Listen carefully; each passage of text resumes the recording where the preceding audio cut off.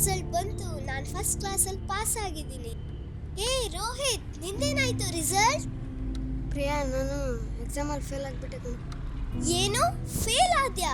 Hostel order ನೋಡಿದ್ರೆ ಮುಗೀತು ನಿನ್ ಕತೆ ಅಷ್ಟೇ. ನನಗೂ ಅದೇ ಭಯ ಆಗ್ತಿದೆ ಪ್ರಿಯಾ. ಈಗೇನು ಮಾಡಲಿ ಒಂದು ಗೊತ್ತಾಗ್ತಾ ಇಲ್ಲ. ಇನ್ನೇನ್ ಮಾಡ್ತೀಯಾ? ಹಾಸ್ಟೆಲ್ ವಾರ್ಡನ್ ಕಣ್ಣಿಗೆ ಬೀಳ್ಬೇಡ ಅಷ್ಟೇ. ನಾನು ಸ್ಟಡಿ ಮಾಡಂದ್ರು ಸ್ಟಡಿ ಮಾಡಲಿಲ್ಲ, ಈಗ ಅನ್ಬೋಸು. ಏಯ್, ಏನು ಓಡೋಗ್ತೀಯ ಹಾಸ್ಟೆಲಿಂದ? ನಿಜ ಹೇಳು, ಇನ್ನೊಂದ್ಸಲ ಯಾಕೆ ಓಡೋಗ್ತಿದ್ಯಾ? ನಿಜ ಹೇಳು, ಯಾಕೆ ಓಡೋಗ್ತಿದ್ಯಾ? ಯಾಕೆ ಹೇಳ್ತಾ ಇದೆ? ಏನಾಯ್ತು? ಏನ್ರಿ ರಘು, ಯಾಕೆ ಹೇಳ್ತಾ ಇದ್ದಾನೆ? ಏನಾಯ್ತು? ಏನಿಲ್ಲ ಸರ್, ಹಾಸ್ಟೆಲಿಂದ ಓಡೋಗ್ತಿದ್ದ. ಏನು ತಪ್ಪಿಸ್ಕೊಂಡು ಹೋಗ್ತಾ ಇದ್ದಾನ? ಯಾಕೋ ಏನಾಯ್ತು? ರೀ ರಘು, ಇಲ್ಲಿ ಊಟ ತಿಂಡಿ ವ್ಯವಸ್ಥೆ ಸರಿ ಆಗ್ತಿದೆ ತಾನೆ? ಹಾಂ ಸರ್, ಎಲ್ಲ ಚೆನ್ನಾಗೇ ನೋಡ್ಕೋತಿದ್ದೀವಿ. ಯಾಕಪ್ಪ ಓಡೋಗುವಂಥದ್ದು ಏನಾಗಿದೆ ನಿನಗೆ? ಫೇಲ್ ಆದೆ. ಏನು ಫೇಲ್ ಆಗಿದೆಯಾ? ಎಷ್ಟನೇ ಕ್ಲಾಸ ನೀನು? 5th standard. 5ನೇ ಕ್ಲಾಸಾ? ಓ ಮರಿ, ಫೇಲ್ ಆಗೋದು ಒಳ್ಳೇದು ಕಣೋ, ಮತ್ತೆ ಪಾಸ್ ಆಗ್ಬೋದು. ಎಕ್ಸಾಮಲ್ಲಿ ಅಷ್ಟೇ ಅಲ್ಲ, ಜೀವನದಲ್ಲೂ ಕೂಡ.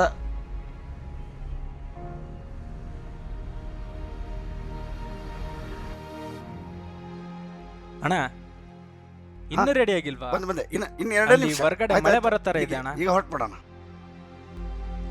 ರವಿ ಬರ್ತ್ಡೇ ಸೆಲೆಬ್ರೇಷನ್ ಕೂಡ ಇವತ್ತೇ ಮಾಡಬೇಕು.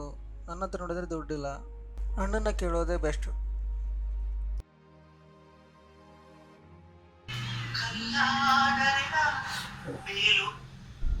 ಹಲೋ ಅಣ್ಣ, ನನಗೆ ಅರ್ಜೆಂಟಾಗಿ ಅಮೌಂಟ್ ಬೇಕಿತ್ತು, 10,000.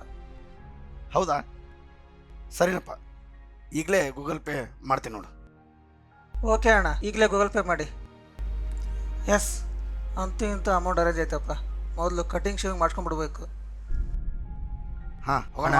ನಿಮ್ಮ ತಮ್ಮನಿಗೆ ಕೇಳ್ದಾಗೆಲ್ಲ ದುಡ್ಡು ಕೊಡಬೇಡ್ರಿ ಅಣ್ಣ. ಇಲ್ಲ, ಅವನಿಗೂ ಏನಾದರೂ ಖರ್ಚಿತ್ತಲ್ವ, ಹೀಗಾಗಿ ಕೇಳ್ತಿರ್ತಾನೆ, ಅದಕ್ಕೆ ಕೊಡ್ತೀನಿ. ಅವನಿಗೆ ಜವಾಬ್ದಾರಿ ಬರಲ್ಲ. ನೀವಿಲ್ಲಿ ಅವ್ನು ಕೇಳ್ದಾಗೆಲ್ಲ ದುಡ್ಡು ಕೊಡ್ತೀರಾ? ಅವ್ನು ನೋಡಿದ್ರೆ ಅಲ್ಲಿ ಮಜಾ ಮಾಡ್ತಾನೆ. ಮೀಟಿಂಗ್ ಲೇಟ್ ಆಗುತ್ತಾ? ಮೊದಲು ಮೀಟಿಂಗ್ ಅಟೆಂಡ್ ಮಾಡಿ ಆಮೇಲೆ ವಿಚಾರ ಮಾಡೋಣ. ಆಯ್ತಣ್ಣ, ಬನ್ನಿ. ಕಾರ್ ರೆಡಿ ಇದೆ? ಹಾಂ ಅಣ್ಣ, ರೆಡಿ ಇದೆ. ಬಾ. ಏನೋ ಮಗ ಇದು, ಅಮೌಂಟೇ ಇಲ್ವಲ್ಲ. ಹೌದು ಮಗ, ರವಿ ಬರ್ತಡೇ ಬೇರೆ ಇವತ್ತೇ ಬಂದಿದ್ದೀರ. ನೋಡು. ಹಾಯ್ ಹಾಯ್ ಮಗ. ಯಾಕ್ರು ಎಲ್ಲ ಕುತ್ಕೊಂಡ್ಬಿಟ್ಟಿದ್ದೀರಾ? ಏನು ಮಾಡೋದು, ರವಿ ಬರ್ತಡೇ ಸೆಲೆಬ್ರೇಷನ್ ಮಾಡೋಣ ಅಂದರೆ ಕೈಯಲ್ಲಿ ದುಡ್ಡೇ ಇಲ್ಲ. ಅಷ್ಟೇ ತಾನೇ, ಅಮೌಂಟ್ ನನ್ನ ಹತ್ರ ಇದೆ, ತಗೊಳ್ರು. ನಾನು ಇರ್ಬೇಕಾದ್ರೆ ಯಾಕ್ರೋ ಟೆನ್ಷನ್ ಮಾಡ್ಕೊತೀರಾ? ಮಗ, ಚಿಂತೆ ಆಗ್ಬಿಟ್ಟಿತ್ತು ದುಡ್ಡಿಂದ. ಏನೇ ಪ್ರಿಪ್ರೇಷನ್ ಬೇಕು ಮಾಡ್ಕೊಳ್ಳಿ. ಬರ್ತ್ಡೇನ ಗ್ರ್ಯಾಂಡ್ ಆಗಿ ಸೆಲೆಬ್ರೇಷನ್ ಮಾಡೋಣ.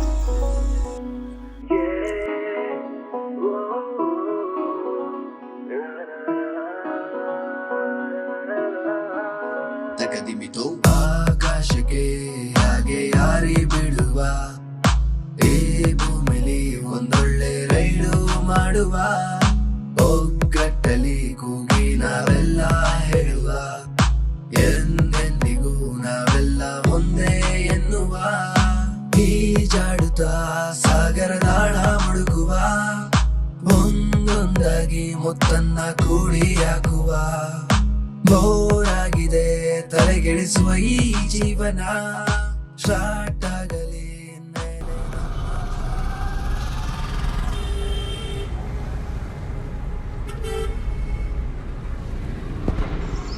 ಏ ಮಗ, ನಂದು ಎಕ್ಸಾಮ್ ರಿಸಲ್ಟ್ ಪಾಸ್ ಆಯ್ತು ಕಣೋ. ಏನಾಯ್ತು? ನಂದು ಪಾಸ್ ಆಗಿದೆ ಕಣೋ. ಏ ಮಗ, ರೋಹಿತ್ ಬಂದ ನೋಡು. ರೋಹಿತ್, ಏನಾಯ್ತು ರಿಸಲ್ಟು? ಎಲ್ಲ ಸಬ್ಜೆಕ್ಟು ಫೇಲ್ ಆಗಿಬಿಟ್ಟಿದ್ದೀನಿ ಕಣ್ರು. ಹೌದಾ, ಇರಲಿ ಬಿಡು, ಟೆನ್ಷನ್ ಮಾಡ್ಕೋಬೇಡ ಮಗ. ಪ್ರೀ ಎಕ್ಸಾಮ್ ಕಟ್ಟಬೇಕು, ಸ್ವಲ್ಪ ಅಮೌಂಟ್ ಇದ್ರೆ ಕೊಡು. ಏನು ದುಡ್ಡ? ದುಡ್ಡೆಲ್ಲ ನನ್ನ ಹತ್ರ ಇಲ್ಲ ಗುರು, ನನ್ನ ಹತ್ರ 1 ರೂಪಾಯಿನೂ ಇಲ್ಲ, ಸಾರಿ. ಶಿವು, ನೀನಾದರೂ ಕೊಡು. ನನ್ನ ಹತ್ರನೂ ಇಲ್ಲ ಮಗ, ಸಾರಿ ಮಗ. ನೋಡ್ದೇವನು ಇದ್ದಾಗ ದಾಮ್ ಧೂಮ್ ಅಂತ ಖರ್ಚು ಮಾಡ್ದ, ಈಗ ನೋಡು ಅನುಭವಿಸ್ತಾ ಇದ್ದಾನೆ ಮಗ. ಇವ್ರ ಅಣ್ಣಗೇನಾದ್ರು ಗೊತ್ತಾದ್ರೆ ಮುಗೀತು ಕತೆ.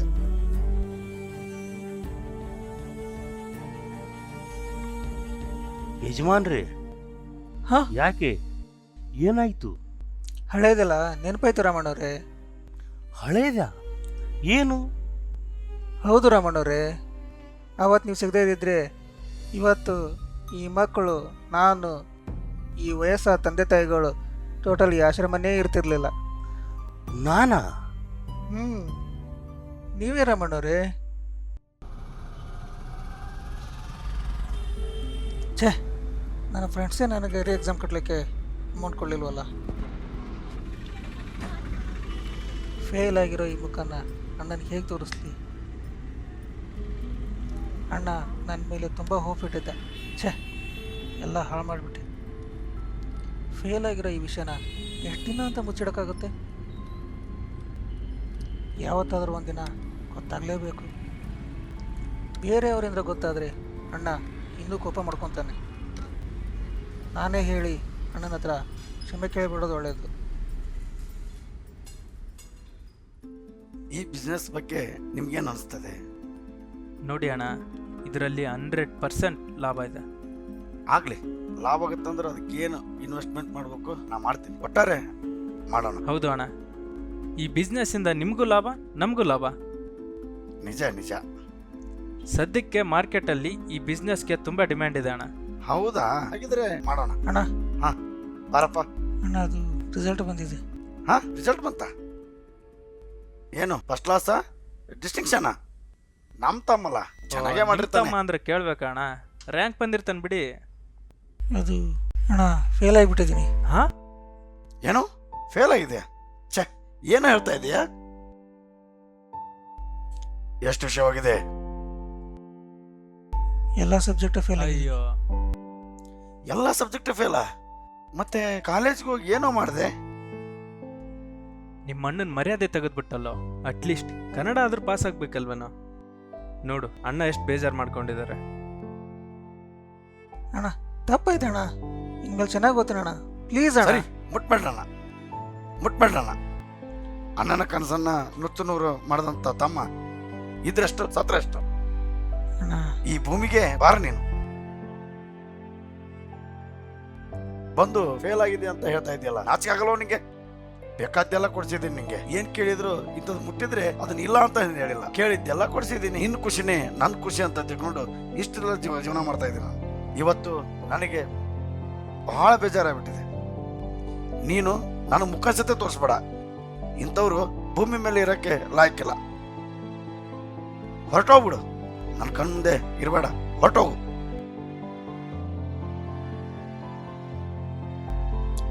ಛೇ, ಅಣ್ಣ ನನ್ನ ಕ್ಷಮಿಸ್ತಾನೆ ಅನ್ಕೊಂಡಿದ್ದೆ, ಆದರೆ ಫೇಲ್ ಆಗೋದು ಅಷ್ಟು ದೊಡ್ಡ ತಪ್ಪ?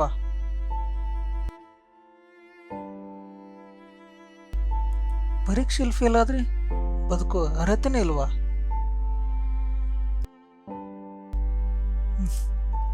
ಪರೀಕ್ಷೆಯಲ್ಲಿ ಫೇಲ್ ಆದರೆಲ್ಲ ಸೂಸೈಡ್ ಯಾಕೆ ಮಾಡ್ಕೊತಾರೆ ಅಂತ ಇವತ್ತು ಗೊತ್ತಾಗ್ತಾ ಇದೆ.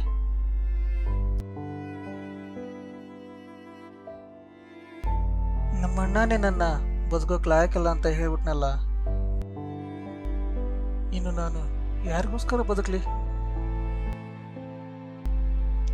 ಇದಕ್ಕೆಲ್ಲ ಒಂದೇ ಪರಿಹಾರ, ಅದು ಸಾವು.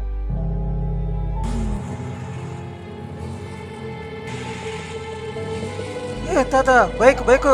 ಏ ಓಲ್ಡ್ ಮ್ಯಾನ್, ಕಣ್ ಕಾಣೋದಿಲ್ಲ ಸಾಯಕ್ ನನ್ ಬೇಕಾಯ್ತಾ?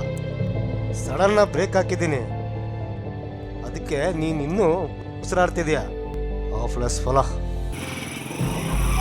ಬನ್ನಿ ತಾತ, ಸ್ವಲ್ಪ ಕೂತ್ಕೊಳ್ಳಿ. ನಿಧಾನ ತಾತ, ನಿಧಾನ ಕೂತ್ಕೊಳ್ಳಿ. ನಿಧಾನ, ಆರಾಮಾಗಿ ಕೂತ್ಕೊಳ್ಳಿ.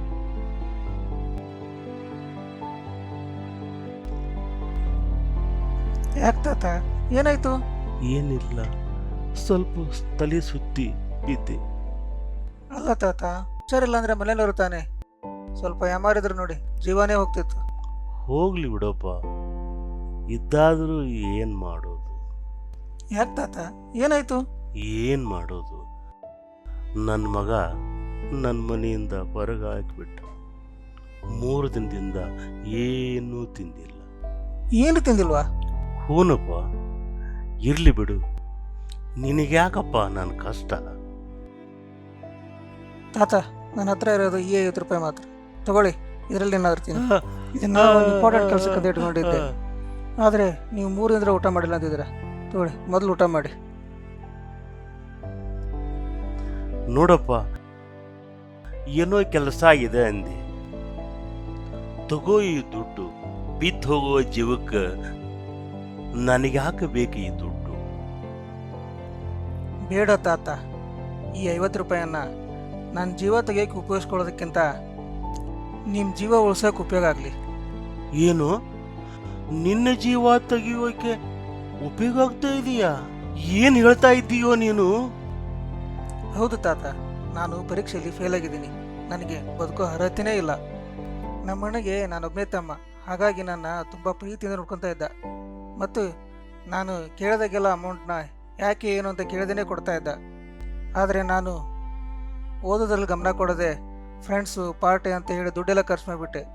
ಮತ್ತು ಪರೀಕ್ಷೆಯಲ್ಲಿ ಫೇಲ್ ಆಗಿಬಿಟ್ಟೆ.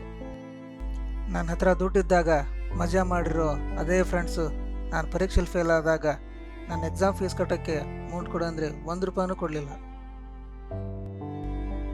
ನನ್ನ ಫ್ರೆಂಡ್ಸು ನನ್ನ ನಂಬಿಕೆಗೆ ಮೋಸ ಮಾಡಿಬಿಟ್ರು. ಆದರೆ ನಮ್ಮ ಅಣ್ಣ ನಮ್ಮ ಕೈ ಬಿಡಲ್ಲ ಅಂದ್ಕೊಂಡಿದ್ದೆ, ಆದರೆ ಅದು ಸುಳ್ಳಾಗೋಯ್ತು. ಪರೀಕ್ಷೆಯಲ್ಲಿ ಫೇಲ್ ಆಗಿರೋರಿಗೆ ಯಾರೂ ಮರ್ಯಾದೆ ಕೊಡಲ್ಲ. ಪರೀಕ್ಷೆಯಲ್ಲಿ ಫೇಲ್ ಆಗಿರೋದು ಅಷ್ಟೊಂದು ದೊಡ್ಡ ತಪ್ಪು ಅಂತ ನನಗೆ ಅವತ್ತೇ ಗೊತ್ತಾಗಿದ್ದು. ಯಾಕಂದರೆ ನಮ್ಮ ಅಣ್ಣನೂ ಕೂಡ ನೀನು ಪರೀಕ್ಷೆಯಲ್ಲಿ ಫೇಲ್ ಆಗಿಬಿಟ್ಟಿದ್ಯಾ, ನಿನಗೆ ಬದುಕೋ ಅರ್ಹತೆಯೇ ಇಲ್ಲ ಅಂತ ಹೇಳ್ಬಿಟ್ಟು ಮನೆಯಿಂದ ಆಚೆ ಹಾಕ್ಬಿಟ್ಟ.